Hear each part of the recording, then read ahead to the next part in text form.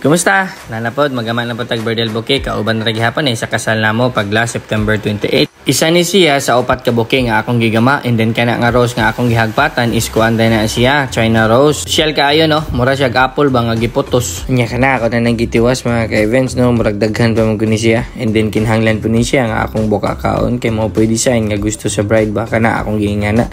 Kuti din ni kay siyang ingani. Tugay kay kamahuman jud mga ka-events. Pero para sa ato mga minamahal na mga bride o coordinator, syempre ato dyan ang himuon, di ba? Nga ni kumupangga og mga bride, sumaw sa pagpaabot niyo book na unsa day mo.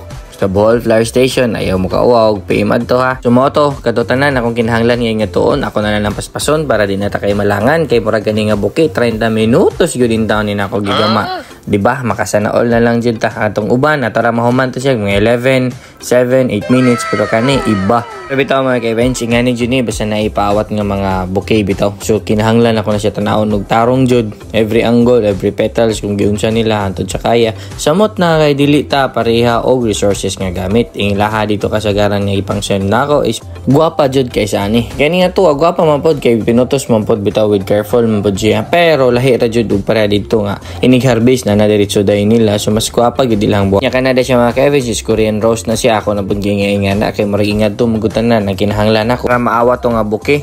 Hopefully bisag mga 80% atong iyang booking nga gisend is maingad to na to pagama, di ba? Kaya ron happy ang bride ba kay lahi baya pod kung iyang gisend is layo jud pug kayo sa atong gamon. So mao na ako na nang gisugdan. Makita naman sa ninyo mga ka-events kung unsa na ko na, so di na ako na istorya no. Sa mga napangutana pa di ay kung giunsa na ako ni pagkahibaw ning mga ingani is true experience jud ni ako tanan. Wala jud kay formal nga mga course or eskwelahan nga gi-eskwelahan para makahibaw-an. Pero dili pa gyud tanan hibaw-an ako. Daghan ba jud ko kinahanglan mahibaw-an sa na sa mga klase, mga pangan sa buwak, sa mga design, kung saan siya pagama. Siguro magama po og booking nga gamit ang foam kay kadto siya is easiest way po to siya kay kumpara ani. Mo gyud akong una na hibaw-an, sunod na ning ingani. Kay kani nga style is binag-o mong mostly sa mga ingani nga style pwede sa mga freestyle, mga bag-o, mga Hollywood, mga celebrities kasagaran na gamit. So mo to gi-adapt sa among mga customer. Naganahan pod sila nga mao pod ilang bitbiton. Siguro di lang pod ingon nga pareha kaayo adto kay kung parehaon jud ato tanan is medyo mahal yun siya. Mga ka-events, gabi ka mahal ng mga box samot nag-imported.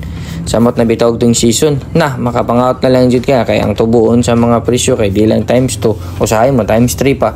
So mga mangutana diha bitaw kung naay mo book nako, mangutana jud ko una sa date para mahibaw-an ako o piladaan akong i-buffer margin sa price o sa package para dili pod ingon nga malugi ko kay na para batay daghan mga kauban nga atong tagaan pa atong sweldoan ug napaputay gipakaon para sure nga dili gyud matiurok atong negosyo kay lisod kayo na karong panahon na lingion ra ka kanang naapa ka pero kung wala na ka na magpabungol-bungol na ay pasensya na lang sa mga naigo. And then kana is ako dahil nang gi-review akong gitan-aw balik kung unsa ba kadak akong kinahanglan ni adjust para ma-okay na ni siya kay murag wala naman bugoy lain nga isaksak.